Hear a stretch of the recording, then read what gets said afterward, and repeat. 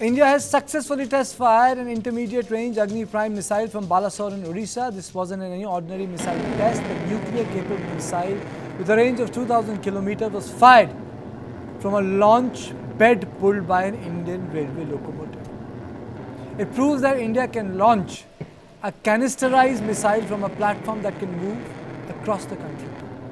Defence Minister Rajnath Singh shared video of the explosive lift-off and posted about it on X. The next generation Agni Prime missile is designed to cover a range up to 2000 km. It is equipped with multiple advanced features. The launch was carried out from an especially designed rail-based mobile launcher.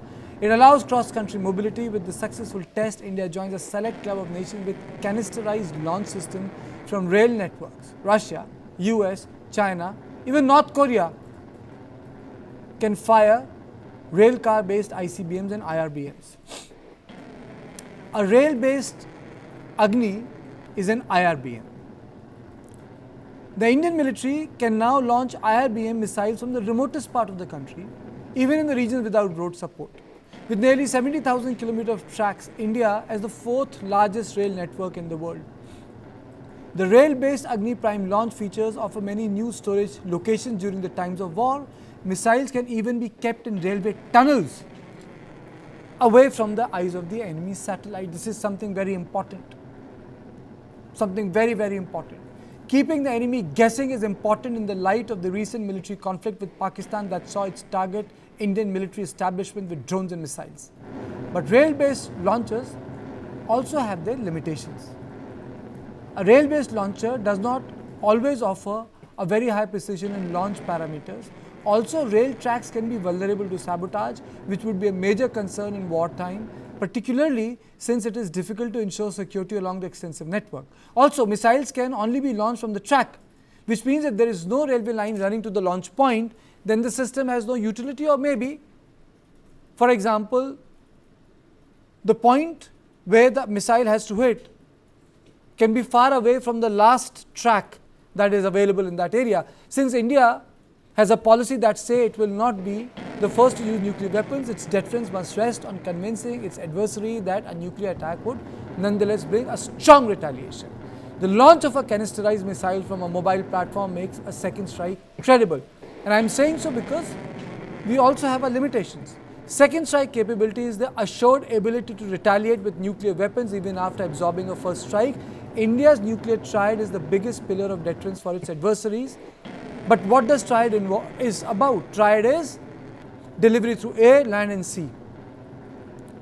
Now, when we talk about India's nuclear triad, we have land-based missiles, we have sea-based ballistic submarine missiles and air-based aircraft missiles.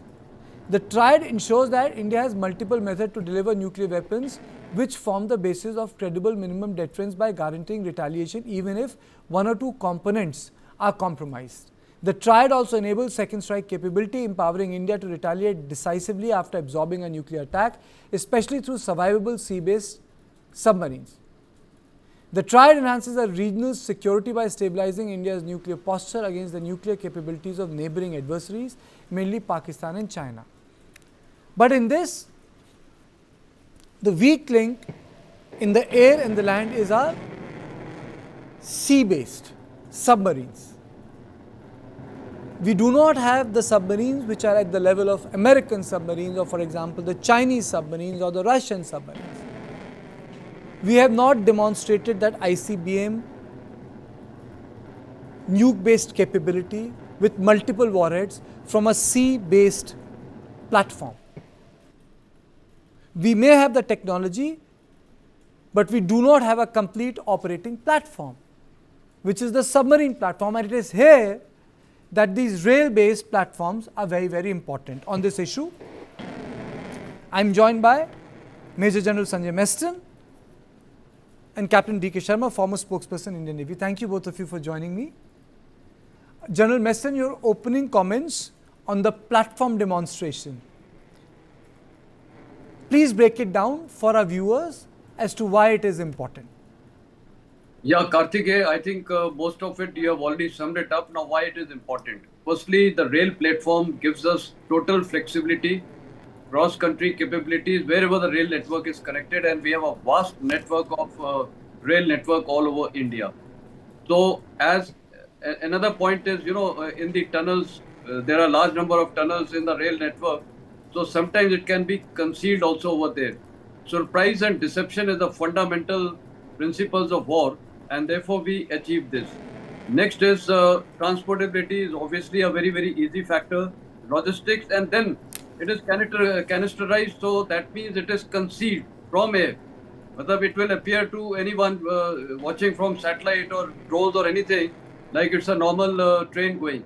So these are some of the basic advantages, and one of the fundamental advantages, of course, I told you, surprise and deception.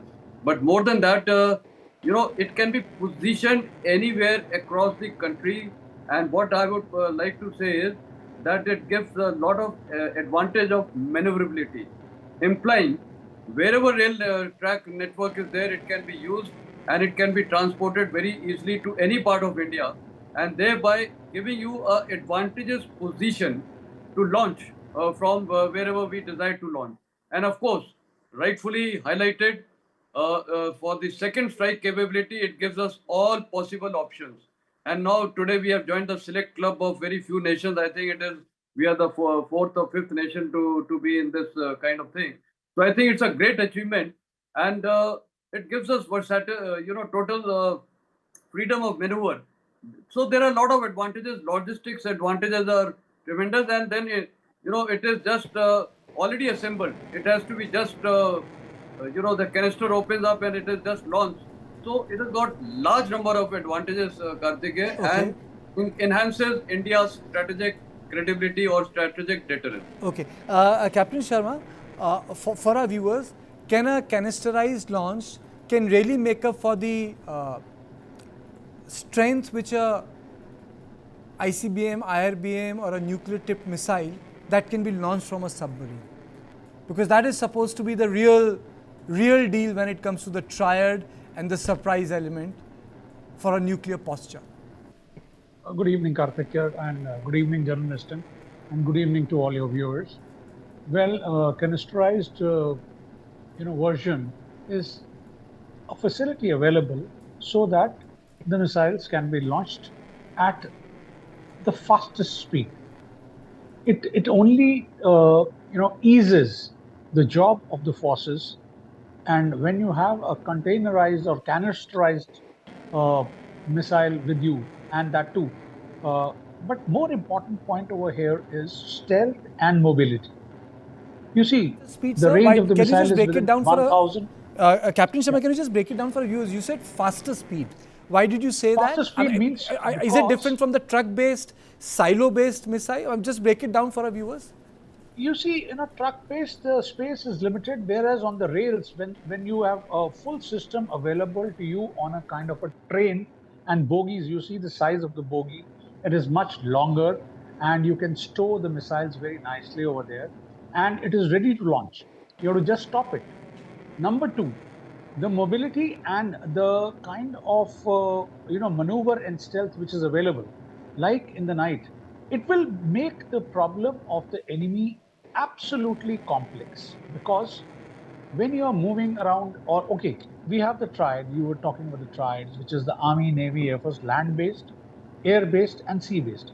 Of course, it has its advantages, it has its disadvantages.